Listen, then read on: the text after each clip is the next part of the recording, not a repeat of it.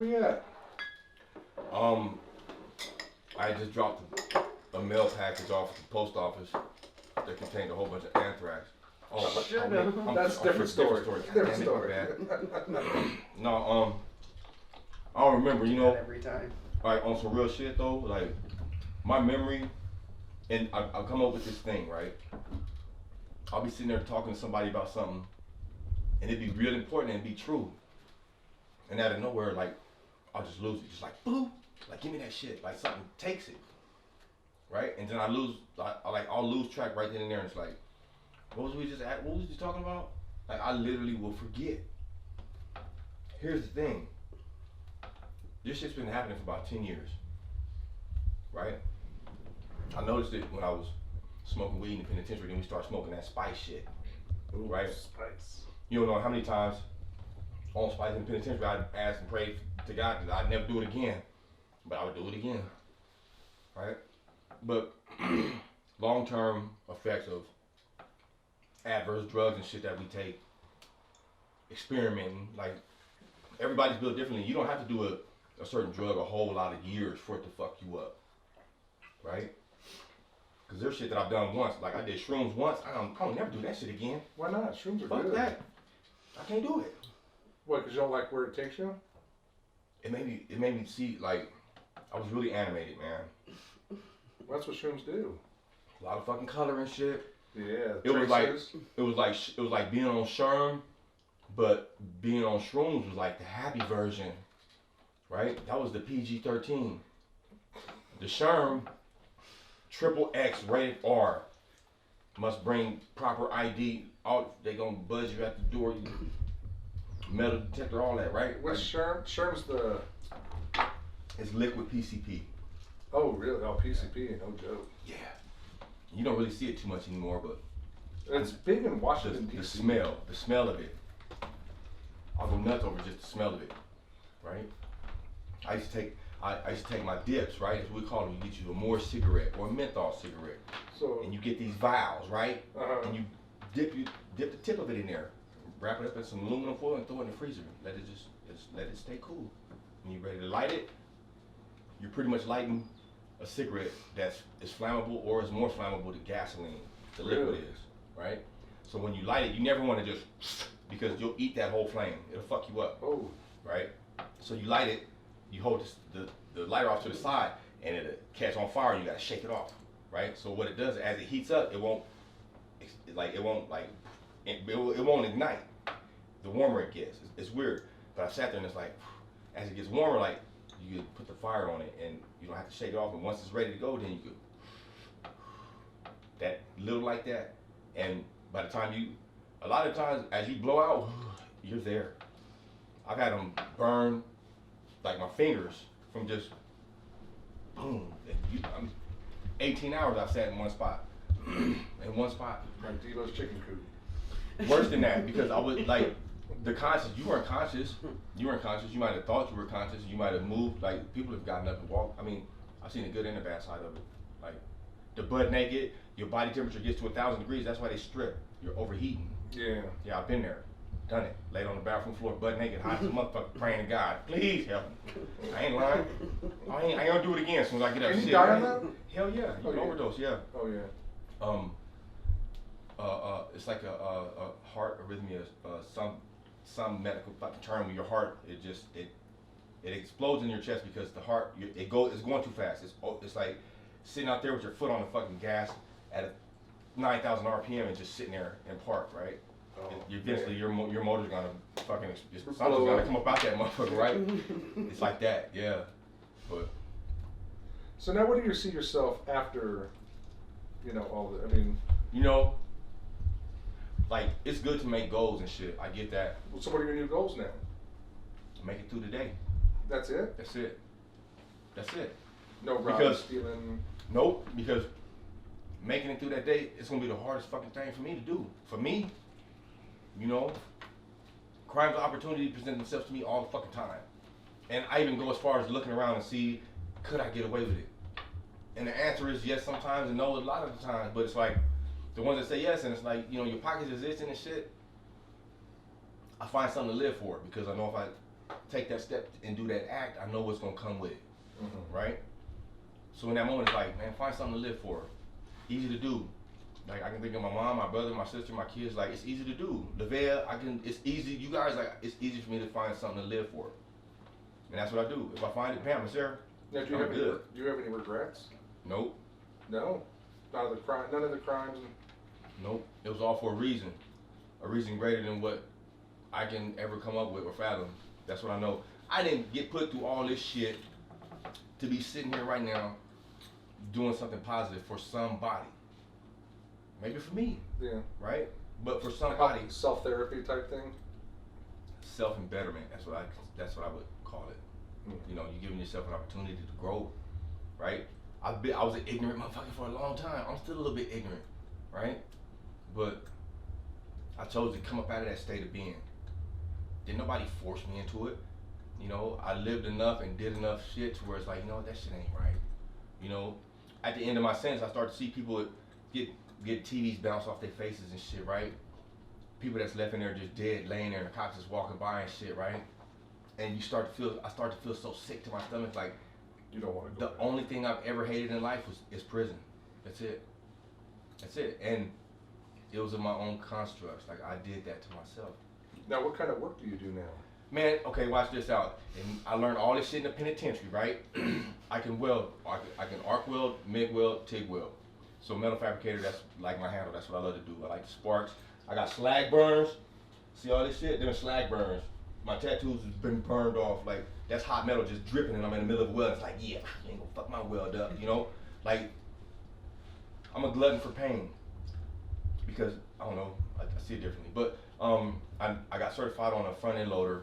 I worked for Swift Trucking. I drove powered industrial trucks, 4x2s, Ottawas, and capacities, moving 53-foot trailers, 57-foot trailers. We would take the 24-foot pups and extend them and make them 48-foot pups. Any and everything that you can want to know about a tractor trailer, I got you, right? From the disassembly of the Cummings, the 5.9 Cummings, I've taken them apart and rebuilt them. I've done a lot of shit. That's just like simple. Collision repair, brake technicians. I got my NCCR certification. All of my OSHA certifications, everything. The NCCR, it kind of engulfs like a variety of like I have the card, but if you like say I go to one of my employers, like to a construction site, and I say, okay, excuse me.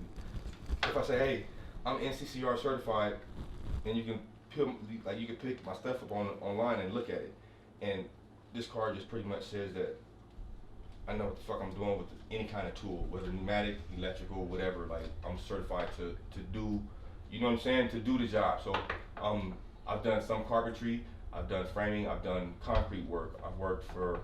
Yeah, but what kind of work are you doing now?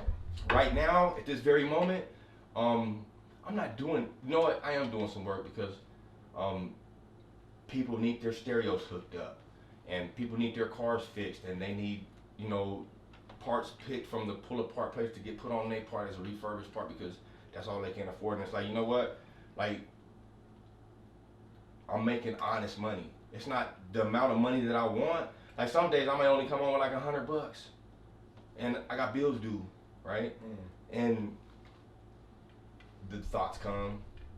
I'll sit down and premeditate a attack on something because that's usually what it entails, right? Somebody's got to pay because my kids got to eat. Like I go to that extreme, right? So if my kids is hungry, I'm snatching the dishes out your kitchen. Like real talk, like no matter what, I'm gonna come get it for my kids, and that's the kind of selfish love that I have for my family. It's like I'll die 1,000 times or kill 1,000 people for my loved ones. Like real talk, and I kind of embody that, and I extend it, and that's where I think I can get in trouble at because if I see a dude and a chick arguing, I always say I don't get involved in domestics. I always say that, but it takes me back to a time where it was my mom and my dad fighting. And it was a time I couldn't do nothing, but I can do something now. You know, a lot of people be like, "Oh, you just putting on the cape," and it's like, wouldn't you want somebody to put a cape on for your mama? If that was your mama getting her ass whooped, wouldn't you want somebody to step in and intervene? Absolutely. So that's why I do it. Even unaware of the trauma that may come to me. I'm not gonna win everyone. I haven't won everyone. Right? This is the proof. My whole body covered with scars, tattoos. It's a story to tell, but I want to be like, somebody asked me what I want to be remembered by, you know, when I'm gone. And I was like, you know what, that's a good question. Let me think about it. I thought about it for like 3 days. And like it's good in the motherfucker. I came back to him and I said, look, man, see it happen again. What was I talking about? What you want to be remembered for? Oh, what I want to be remembered by. And I started thinking, I said, you know what? I'm in my writings a lot, right? And just as well as somebody could look at me and form an opinion or a judgment, right? You can do that like without even really seeing a person, right? Just listening to them talk, whatever, or hearing what other people have to say about this person. Well, I got a reputation out there, and my reputation sucks. Like there's people that are afraid of me even now when I go to Flagstaff that won't come out their fucking house, right? Well, I was a hardhead, and I moved under the motive of, if you pay me, if you owe me, you're gonna pay me my goddamn money, one way or another. I don't believe in collateral. Like, you hold this collateral? No, I will hold what you borrowed. That's money, right? Mm-hmm. And to that end, I lay it all on respect, right? So if I say, hey man, we're gonna do this on said day at said time, right? If I didn't show up, it's like, that fucking piece of shit motherfucker, like, right? Like, straight up, that's how anybody would be if you had a fucking genuine care to do something, right? Like, why not just say, hey man, I can't make it? But there's people out there that do that shit, and it's like, so I'm just supposed to drink that soup? Nope. Payback, motherfucker. Like, and that's the shit I'm trying to change, right? So, psychologically, there's some shit going on upstairs that I can't rightly fix. I don't know what the cause of it was. I can say what they said. You know, the trauma that you faced in life, like, what are you gonna do? Like, when these people go off on these shooting rampages and they're killing hundreds of people at a time and shooting from hotel room windows and shit, I can relate to that shit. I know what that shit feels like, right? Because I've stood at that window, I just didn't shoot through it, right? Damn. You feel me? So, Yeah. like, when I can relate to shit like that, it makes you start to think, like, and there's nothing wrong with me from my perspective. But from a clinician's perspective, there is something wrong. Okay, well then how do you fix it? Well, you take these pills. That's not fixing it. No, it's just right? masking it. Right, so I can do that by smoking weed, right?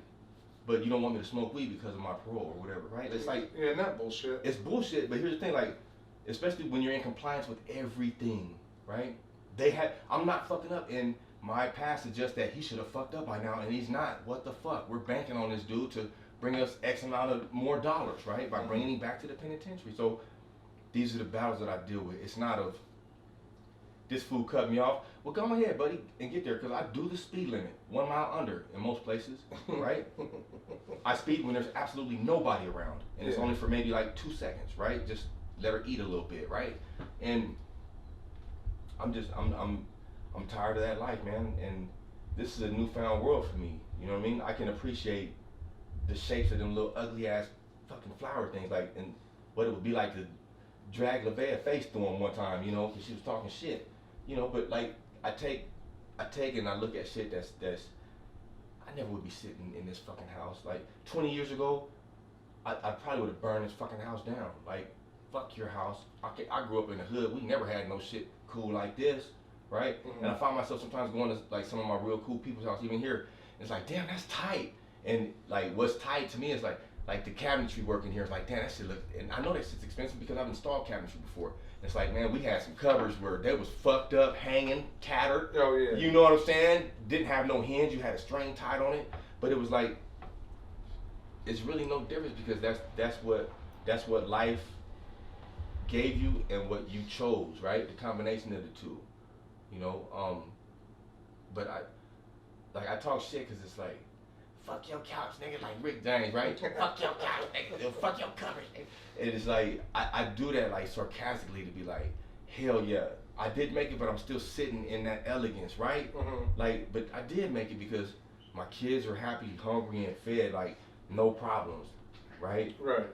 Everybody's good, so what am I doing? All right, everybody's good. I can say that. I don't think I've ever said that like openly. Like everybody's good. I don't have to worry about nobody because that's what I do is I worry about my fam. Yeah. And Uncle, can you? I'm on my way. If I gotta drive to Texas, guess what? I'm driving to Texas. Now, are you right? You said you're writing a book. Well, I've Or just a written memoir? I've written two volumes. Okay, it took me almost 11 years to write 2 volumes, and somebody was like, man, you should do some journaling. And I was like, fuck you and journaling. Like, you write your fucking feelings on a fucking piece of paper, you fucking fairy queen. You know what I mean? Like, I was like super egoed out, like, you know what I'm saying? Like, Crippin' for life, dog. crip for life. Like, you ain't gonna break me. But guess what they did? And I started journaling, and the thing that I was battling with the most was my wife, right? Her disloyalty. And the anger from what she had done was fucked up, but what I had turned it into, it like covered all that shit, right? Up until the point you give me a reason to question what the fuck you're doing, right? It's like all you guys come in the store to buy something, but you fall back and you're got your hands in your pockets. Well, guess what? You gave me a reason to look at you, man. You over there stealing shit, right? Mm-hmm. It was like that. It was that clear to me, and I said, well, shit, this shit ain't gonna work, man. You know, if I got cancer growing in this hand right here, man, it's like that shit is growing fast, like. I gotta cut my fucking hand off, man, to save my arm, you know, and that's what I had to do because a lot of my attempts at suicide, or the thoughts of attempts at suicide, came from this one being having control over my life that I gave up so freely, right? And was like, I was blinded by desire. I was blinded by what my heart wanted so bad, but it was like, it was there, but it was like, no, it ain't there. But yeah, it is. You know what I'm saying? And like that, like the psychological aspect of it was like it made me question every fucking thing, right? If you say call on this day, I'm in the penitentiary, right? So you get phone calls. It's based on a phase level now, so I can get up to 5 phone calls in a day if I want it, every day. Oh, right? really? Based on where, because you start off as like a phase 1, and then you go to a phase 2, and then to a phase 3. Phase 3, you get all amenities. You get free time on the yard, like whatever. Like you can do whatever the fuck you want to do. But that constitutes you staying out of trouble. So I would stay out of trouble for short periods of time. And I'd be able to make it to a phase 3 and I get 5 phone calls in a day. So it's like I can call and talk to. So what I do is like, I'd set out a day for my wife and my kids, right? Because there are 5 of them over there. So I want to spend time, you know what I'm saying? I'm going to burn a phone call on each one of my kids and pick their brain, right? Because that's what I do. And on the following day, I would call and talk to JD. And then I talk to Alonzo, and then I would talk to Tisha, rest in peace. And, you know, get my feeling. It's like, everybody would be like, you gonna call back tomorrow? And it's like, for 14 years I went through that. For 14 years. And it was like, damn, I can't keep calling y'all, man, because you guys are making me weak, right? And if you think too much of your family out in, you know what I'm saying, like outside, you can lose your family. You can lose yourself, so you have to force them out of your mind, you know. It's hard to do, but you do it because you have to survive. Your life depends on it. So you would do something stupid to knock down a few tears. You would turn into the ugliest part of you. You know. So for me, for 12 years, I turned into the ugliest person I ever could be. And it's hard because, like, the nightmares I still have contain all that imagery, like, fresh. You know, so, like, when people be like, damn, what's wrong? What's wrong with what's wrong? Is he good? Like, motherfucker, I'm good. No, I'm good. As long as I'm still out here pushing around, I'm good because I've been here before and I made a decision at this same state, right? And that decision was wrong and it cost me this. I can say that for a lot of situations, right? But what I can't say, which I don't know is, if I do this differently, what's the outcome gonna be? Well, it can't be as bad as that shit, right? It can't be. Or it could be worse, you know? But yeah, but if I do what I'm supposed to do, even if it feels fucked up to do it, that's the growth. That's how I measure my growth. That's how I calculate me. Yeah. Right? It's not based on you did good for this person. You did good. You know what? I can't right all the wrongs that I've done in my life, but what I can do is just push forward, right? Leave the negative shit behind, you know, and Yeah. Remember what Mama said. If they violate this space, then tear their chin off their face. But until that happens, right? Because if you violate my personal space, I got every right because you violate. I feel like I was in fear of my life, so I'm gonna beat your ass, right? Yeah. Like that's fair game. That's legal. That's easy. That means you're gonna have to disrespect. You're gonna have to come into my space for me to fuck you up. That's a fair fucking chance right there. That's 100%. I ain't gotta worry about nobody fucking with me because. Yeah. Who's gonna? You know. And that's the thing like I don't get. I've never been intimidated by people, right? So I don't get how somebody could look at me and instantly the first thing they think is I'm gonna go fuck with him. right or stay the fuck away from him because, right? This is what I love though when people say, hey man, damn, where'd you get all them tattoos at? And it's like, hell yeah, I'm glad you said something because there's a lot of chicken shit motherfuckers out here that won't take the steps that you did to associate with a person like myself, right? Yeah. And like, what is a person like myself? I'm human like everybody fucking else, right? Yeah. I mean, everybody has thought something fucked up, like to the point of, like, you know what fucked up is? Somebody has always thought, well, I can do this and get away with it, right? Like, the difference is, like, some people dumb it down and make it a real simple thing. Let me steal one of these Mike-and-Ikes instead of robbing the whole fucking truck, right? Well, I'm gonna go get the truck. I don't want just one, you know? Yeah. And I've always, to the extreme, everything. You know, so my thoughts were always to the extreme. My actions were always to the extreme. My love was to the extreme. My hate was to the extreme. Like, everything was 0 to 1,000 at the flip of a switch. And it took a long time for me to realize and understand. It was like, you're doing that shit out of fear, right? I'm speaking to myself, like, you're doing that shit out of fear, but what are you afraid of? Rejection. Rejection. And, like, people would trip out, like, I'd ask somebody for something and they'd say no, and it's like, all right, cuz, right on, that's what's up. And it's like, cuz, why you acting like that? Like, what you talking about? It's like, it's like you don't like hearing no. It's like, I didn't say nothing or I didn't act any differently, but maybe I did. But I have that stature that if I'm sitting there and I'm not smiling, you're going to think the world is about to crash the fuck down because the look on my face, right? Well, I can smile and be happy and joyous and have the same goddamn look on my face and not smile, right? Or I can, you know what I'm saying? Like, it goes both ways. I have a universal face. Poker face. Yeah, poker face. And it's like, it's always on, Yeah. you know? The bonus is when I do smile. Like, this is how good I've gotten. If I walk up on a person and we're at the cash register or something, or we're ordering food, and I can tell by their body language that I maybe made them feel uncomfortable, or them looking at, they're afraid of something. So, God bless you guys, how you guys doing today? And it's like, bing, Kool-Aid man, like, and it changes. Like, I've watched people just melt at the drop of me smiling. And then you put a gun in their face and rob them. Sometimes. I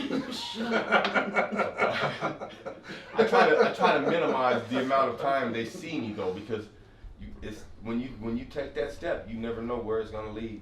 Oh, for sure. You never know where it's gonna lead. So it's like, I got a question, right? And I want your answer, Lavelle. Say hypothetically, you were a person that had committed sins that you knew at one point in time, and the Bible said you could make it into heaven with these types of sins, right? Sound familiar?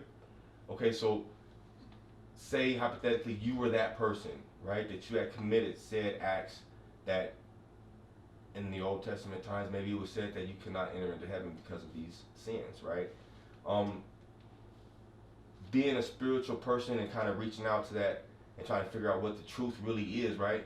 How do you live the rest of your life being that your life was already this much fucked up? Like, what about that statement would be true for you to say, you know what, I'm gonna do good anyway because I think I can make it? Or would you just be like, man, fuck it, I'm gonna just keep trashing shit because I ain't going to heaven anyway? You know what I'm saying? Like, that's a big dilemma that I face. That pretty much decides on whether or not I act a fool or I act a man, right?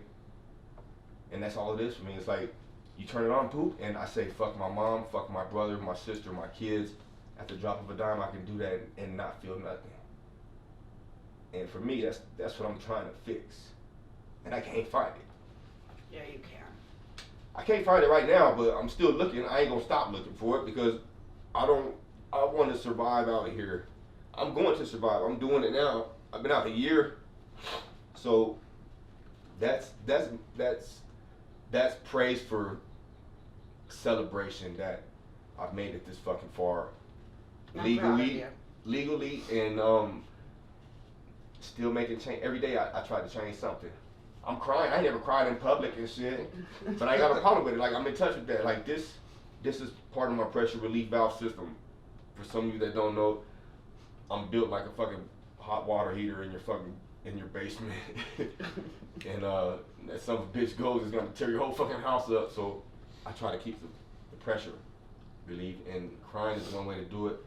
That's why I keep like 4 things of Visine. It's not for the weed. No, the weed makes it better if I have more, you know. No, but it's a crazy play on the reality of the life that I've lived. I can look back on it, and It has to feel better. it feels great.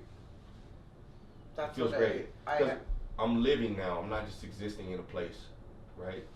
Like, I'm living. So, like, to have life, you have to flourish. You have to grow. You know. You have But to, being out has to make you feel like you don't want to go back.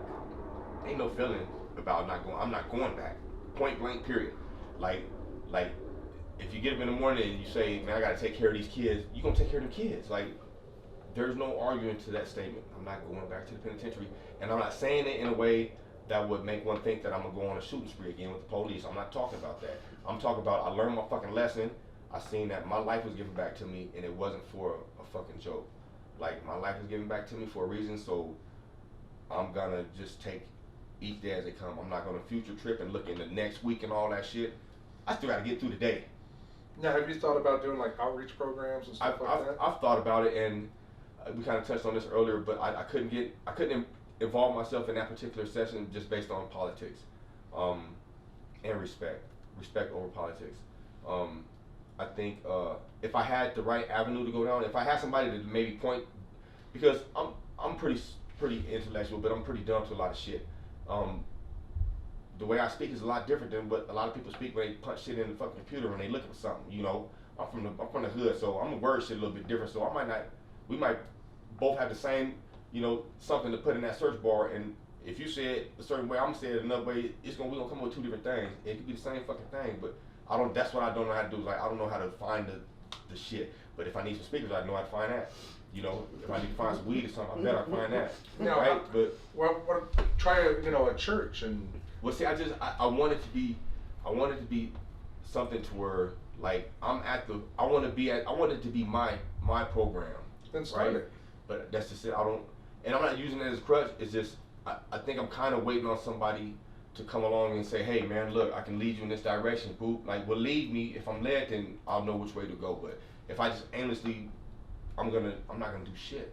You know. So my clinician at MRC was supposed to, you know, do some stuff, and it never fell through. Or it fell through and produced nothing. So I was like, "I'm gonna fuck you into, right?" Like, you told me all this promises what we're gonna do, and it's like, so you was just like, you made me feel like you was just like stroking my motherfucking brain with it, you know what I'm saying? Just lying to me. So again, the trust. So it's like, it'll come to me. Like, what I do now is I pray on everything, man, and I let it go, and I don't think not another thought of it. You know what I'm saying? Because in doing that, I find myself, I find my sanity, I find my peace, right? I joke a lot, but it's not a joke about, people always like, why your stereo so fucking loud? As long as that stereo is louder than what's going on up here, I win. Oh, right? I win. Yeah. In the 24-hour period, I'll spend 18 of those hours in that car. Damn. So that's how that's the only way right now that I'm dealing with the unanswered questions in my mind, you know? Mm-hmm. And I don't know why it always has me. It gets me, even with my mom, when I'm talking to my mom about it, it always chokes me up, and it's like, what the fuck? Like, why is there so much of that energy right there when I talk about it? And I'm still trying to figure it out. I don't know, but there's something attached to me that is painful that I haven't let go, or I don't know. You know what? Thinking about it, I was supposed to take a trip to the woods and release some stuff. I tried to sneak and do it another way, and it kind of blew up in my face. It didn't work because I wasn't able to say. You need to be able to speak the person's name. You need to openly speak what you've done, right? And for all intents and purposes, I just can't openly speak that shit. right? Yeah. To nobody. Like, so I I guess I've come up with every excuse why not to take that Chevy out in the woods and get her dirty, you know. But I don't know. I know what I need to do.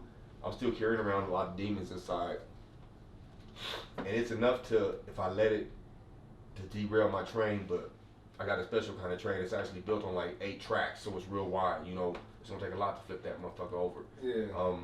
But in the process of that, these tears come from just like the hard work of staying Straight. staying positive. Staying straight. Right? Straight and narrow and. Yeah. The last time I talked to somebody to where I had this type of emotion was with my mama, of course. She has a way of just looking at me, and she'll give me that look and it'll fucking break me down or shit. But talking with her, I was going through an issue, and it was like, man, my fucking wife, man, that piece of shit, she knows how to hit every fucking button, right? And that's what would make me feel so fucked up was that. And I started to sit back and realize it. It's like, you don't have to feel like that. You can get that shit off your back. Just, you know, move on. Like, You're divorced. I was allowing myself to constantly go back and help a motherfucker that was just using me. Like, you know what it was? And like, I could attach all this shit to it because it's just coming to me. I did a lot of dirtbag shit when I was young to chicks, man. I did. Like, I did. I really did. Like, I have, let me see, Lavea, Tanya, Carrie. Yeah, I got like 4 chicks that are best friends that we were just always fucking friends. Like, you know what I'm saying? And beautiful too. It's like, damn, I'm glad I never fucked that relationship up, man, because it's like, this was the essence of a true fucking friend. There's I got family that ain't shit that I love less than I do people that ain't blood related, you know? And it's about loyalty. Like, that's what I pride my life on, is loyalty. Now that's what I do now. You know, prior to that it was disloyalty. Fuck you, I'm gonna take whatever I can take. I'm gonna have you steal it from your mama, motherfucking all that. You know, like, I was a dirtbag, man. Now, do you get to see your kids much, or do you see them all I the see time? my kids every day. All of them? All of them. Oh, that's good. If I don't FaceTime, I'm gonna pull up on you where you at. And they love riding with pops. They want all the goddamn windows rolled down, and they want their music on, and it's like, don't touch my fucking stereo. Just tell me what you want to hear, and I don't reach for the volume button. None of that shit. Keep your hands to yourself, right? And that also gives me life. Like I said, every day I have to ask myself, what you got to live for? And it's like, bang, like something pops up. It's not like a blank ass space, and it's like, damn, what the fuck, right? To where I have to search and search and search. And in the middle of the searches, I'm playing Russian roulette with a pistol, right? Like, I've done it. Now, how old is your youngest? You know? He's 15, man. 15, and he's taller than me. I'm gonna whip his ass one day with some boxing gloves. I can't get him to put them on. But now, what kind of things are they into? the same thing that kids in this generation are into: smoking weed and playing fucking Fortnite. Yeah. That's it. That's it. That's all they do is smoke weed. Dad, for my birthday, can you buy me a sack of weed? It's like, you know what? That's all you want. Let's go. Yeah. You know, that's 20 instead of 200. You know, you got who got the weed? Now, do they do good in school? They do absolutely wonderful in school. I don't know how, but I've had one of my sons get caught smoking a pen at school. I had to go pick him up, and I was kind of like, we just had to fucking talk. And we did that weekend. I said, we just had to fucking talk. I told you, when you're at school, you keep your fucking hand in them books and stay away from anybody that's gonna derail you from your, you know what I'm saying, your studies. He was like, I know, Dad. I'm like, well, what the fuck you mean? Like, I go hard on my kids when they fuck up, I do, but I don't never raise my voice, and like the tone is like this. But I'm stern, like I rule with an iron fist. You know, stand up, salute, all that. Yes ma'am, no ma'am, all of it. Like, or you'll stand in that corner until your knees get numb. Now, like, what does your oldest son do? What's he? You said he was 21. He'll be 21. He works at a restaurant. He's a cook, and he comes home from work, and him and his little chick hang out on the couch, shit, whatever, and we all just smoke weed. It's like, I'm out of here, man. Like, deuces, like, eat snacks, chips and shit, burritos, like chicken McNuggets. Like, they just waste money. Like, you could have made a bologna sandwich and shit and got the same footage, you know, from the 3 chicken McNuggets. You know, my youngest daughter, she got a job working at it's a sandwich place where they make sandwiches. Jersey Mike's. Jersey Mike's, bam. And so she like, I don't know. It's cool to see her. She's young, man. She's my youngest daughter. Now, did any of them going to go to college or anything like that? My oldest daughter, JD, she's going to Estrella Community College.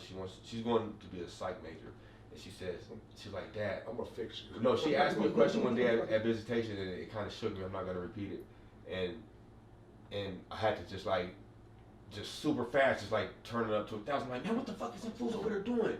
And you know, everybody was always on point, so I'm always telling these ridiculous ass stories, right? So like the kids are all like, tell us a story. They're like, listen, man, this fool got his ass whooped on the yard right there. Like, you see where them fools stand right there? They mash his fucking face in the curb right there. They're just sitting there, just scared straight, right? So I took the penitentiary and I turned it to a Scared Straight program for my kids.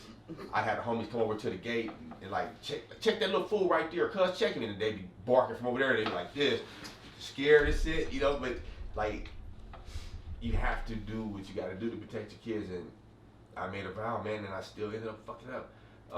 My second oldest daughter, she was sexually assaulted like 8 months before I came home. Oh. And Did you find that motherfucker? well, that's just it. I called her homie and shit, and he was like, cuz, what's happening? He was like, you don't never call before, you know what I'm saying? Like, how's the family? First thing he said was the family. I was like, God damn. I was like, if I send this fool over there, it's like, there's not gonna be nothing left, right? And he kept asking me, he was like, Bree, cuz, what's up? You good? Hey, cuz, what's up with the family? He kept saying family. Every time he said family, it was just like, boom, like hit me harder. And I'm on a cell phone, right? In the penitentiary, I'm like, fuck, I can't do it, right? Like, I would have to be there, right? And something like that. I wouldn't have to, but I would have to, right? And my wife at the time, I said, hey, put Duke on the phone. That's my oldest boy. His name's Tavius, but I call him Duke. I said, put Duke on the phone. I was like, go in the bathroom or something, man. Let me holler at you real quick. I didn't know that my wife was following behind him. I'm like, give me the motherfucking address. I want to know what the house is like. How many people is going to be there, exactly where it's at. I need a drawn to accurate scale of this fucking place. I need to know everything. And he was like, all right, Dad, I'll get it. And she jumped in on the phone and she was like, no, fuck that. Fuck that. You can't do that shit. She was like, let the police deal with it. And I was like, fuck you. You can't tell me what the fuck to do about this situation. Nobody can. And I was hell bent on like, I'm gonna peel the skin off this motherfucker's back. Like, he's gonna pay for this shit, right? Because like my whole life I was like, protect your girls. I got 3 girls and they grew up fast as fuck, man. Society man, when we were growing up, didn't nobody except maybe a senior somewhere, like 1 out of 50 had boobs, or you know what I'm saying? Like everybody was like this, just smiles and tight ass shirts and nothing, right? And it's like I see my daughters and it's like, God damn, I'm like, what the fuck? I'm like, you put another one of the goddamn pictures on Facebook and I'm gonna shut all your shit off. You're not gonna have a fucking phone, nothing. I'm gonna strip you of everything from Now, right how here. old is she? But I went through it with all my daughters, you know, and I got a 16, an 18, and a 19-year-old daughter, and it's like when they were like 12 and 11, like they were well developed at that age. And it's like, man, and my mom, she's like, you need to tell them girls they're putting their provocative photos. Like, I don't even look at them, but just who's doing it. She was like, Raquel, Micaiah, Jordan too, and I was like, okay. So I devised a plan. I'm like, Mom, bring all the girls down this weekend. So she bring all the girls, and it's like, hey man, check this out. Y'all don't know, but I got an IT specialist out there, and he monitors all you guys' shit. And I just went down the road, and I was like, you stop putting them goddamn pictures up there. You go, and I went, and I just pounded it in their head, right? And all of them sat there, you know, full of humility and humble finally. But I lied to them just to protect them, right? I didn't have no fucking IT guy. I had my mama that was filling me in with everything, right? But they didn't know nothing. And then one day I ran the same spiel down. They still doing it. And my daughter Jordan, she's just looking at me with this look. I'm like, God damn, she figured me out, right? And I get done talking, and she was like, Dad, one-on-one, right? So anybody can call one-on-one, and you spin a lap in a little visitation rec yard, right? 1 lap, boop, say what you gotta say. When we bring it back, it's like, it wasn't nothing about anybody here, but if it was, like, it was said, like, you air shit out. Nobody went home, like, everything was put on the fucking table, man. Like, we talk about it and we bury it. We don't hold no grudge, let's go, right? Let's keep pushing. And she pulls me over to the side, she's like, Dad, Grammy's the IT person. And I'm like, you shut the fuck. I'm like, you're the mole. You're the fucking mole now, so you work for me. Don't worry, I'll pay you, right? And I got my oldest daughter, like, you tell me everything. And I was like, you keep that shit up too, like, you get your ass whooped too. Don't get it twisted. You're not too fucking old to get your ass whooped. Don't play that shit. You know, and all in an attempt to protect my kids. Because I was a fucking dirtbag to little girls when I was that age, right? And I was like, no. And literally bound, like literally. bound in a penitentiary, couldn't do shit. Now, do you know who the guy was? No, I don't. I chose not to inquire about it anymore. I came home, right? My mom threw this big ass fucking barbecue at Encounter Park. Just the hood, you know. That's how we get down. Yeah. And it was so many people there, and I kind of stood back one time. I was sitting back, and I was sitting. I found myself doing what I would do in the penitentiary. I found me a corner, and I leaned up against it, and it was like my back was covered, and I'm sitting there watching all my family, right? All the ones that I don't know. And then all the ones that I do know is like, damn, you motherfuckers done got all this shit, right?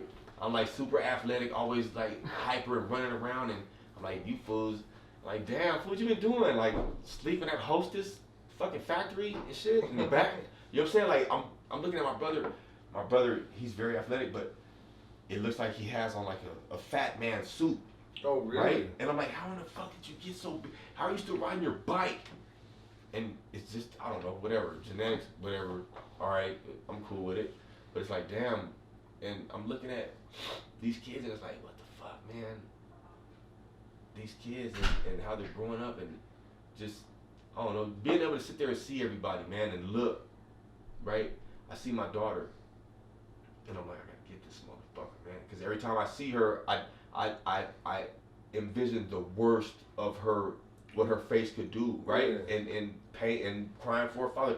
And every time I look at her, it's just like that fire starts to kindle on the inside, and it's like, the goddamn furnace is getting hot. It's already full of pressure. Goddamn, it's about to go, right? And I look at her, and she catches me looking at her, and I look at my wife, and she's standing with my mom, and my mom, both of them are looking at me, so I know what everybody's on the same, right? Mm-hmm. They're thinking, what the fuck is he gonna do? And my daughter, she's walking over towards me, and just the way that she smiled, that I was home, right? Mm-hmm. I said, I can't remove myself from my kids again. And that's what that would have did. If I'd have done anything, it would have removed me from my kids' life for forever. So as she walked across the little courtyard, she had this sick ass smile, just with the strength of infinite suns. It was just bright, and I was like, my baby's happy. Whatever she did with that pain about that incident, she did with it, but I gotta let it go or I'll lose her forever. And hardest thing I ever had to do. But that was phase one of me growing the fuck up. Yeah. You know? So obviously I haven't let go of a lot of that shit. I haven't let go of it. I haven't really even talked about it much, but I let it go. I gave it to God and I said, you do what you will, because I can't do nothing with it. I can't. So, and then I found out about karma, and I found out that karma doesn't, or vengeance doesn't have to be exacted by my hand. It doesn't have to be. You know, I'm not the almighty, the all powerful, whatever. But it will come back to you. Yeah. It will come back to you. And sometimes it's instant. I've seen instant karma to the point where it's like, that's what your ass get, fool, for doing that shit. I just seen you do it. That's what your ass get, instant karma. Right? So to be able to rub it in somebody's face and shit is like, I don't want that shit happening to me. So I live life on a day-to-day basis with the thought in my mind to teach somebody something today or to learn something from somebody today, right? Mm. That's what I do. And this person, this thug, hardcore is just a big soft dude, man, that I just want to live life with my family and my loved ones, man. But at the same time, it's like, don't come up in here if you don't belong up in here neither. Like, protected by some Crip shit. It's in the dirt out there. You know, we don't get the stakes like Brinks and all that shit. You know, ours is buried in the backyard. You know, but I don't know, it's like, I can turn a lot of the pain and shit that I had into situations that bring about somebody's smile, right? Mm-hmm. But also too, if you've experienced any type of pain in life, if you've experienced life, if you've lived, right, then like my writings, I have a poem. I hope it's in here and it's not someplace else. That I like to read, and it's pretty. It describes me. It describes my life. Like, it's the best descriptive that I can give to somebody that doesn't know me, but it will paint a picture in your mind of exactly who I am, right? And the difference in this version of myself is that you get to see my intellect before you get to see my physical being. You know what I'm saying? Like, you don't get a chance to judge what I look like. You get to judge what I'm saying, right? If it makes sense and if there's logic in it, right? Because that's what ultimately grabs us and draws us into whatever has our attention, right? There has to be something meaningful there. There has to be something that for us to be like, man, damn, I can relate to that shit. That shit is, damn, I thought I was the only one in the world that went through that, right? Yeah, right. And how many times have we felt like that? Like, I felt like I was the only one going through the shit that I was going through ever, right? Until my cousin Michael, who's also, he's in the Marines, he's about to retire in like 4 years. And like, he's, like, we've had some conversations that we probably shouldn't have had, you know, but you think that I sit here and fucking cry and think I done gone through some shit. I'm like, God damn, like my family, like people have gone through worse shit than you, right? My sponsor used to tell me, you know what, you're just not that fucking important. So fucking here, wipe your fucking tears off, and you know what I'm saying? But it made sense to me. Whereas at one point in time, I socked him in his fucking mouth for disrespecting me, or at least thinking he disrespected me. But really, all he was doing was giving you like a parable style way to think of something, man. Don't just read the surface like this. Don't just read the surface. Yeah. Dig and see what's up in there. Well, there's, you know, right? you know, there's a book. Yeah. There's a cover on a book. Exactly. Then there's 250, 300 pages. It's funny you say that. I hope this poem is in here because it's called Before You Judge My Cover, Take Time to Read My Book. That's what the poem is called. So I pray that it's in my bag with the rest of my stuff because I like to read it. So it's kind of cool. It's pretty awesome. All right, we'll dig it. We'll stop here and then let you dig it out, and we'll get it going. I was squeezing the life out of them goddamn Ike and Mike. All right. Yep. All right. What a great show it was. Thank you very much, and we'll come back here in about 10, 15 minutes. And Yeah. all right. Out.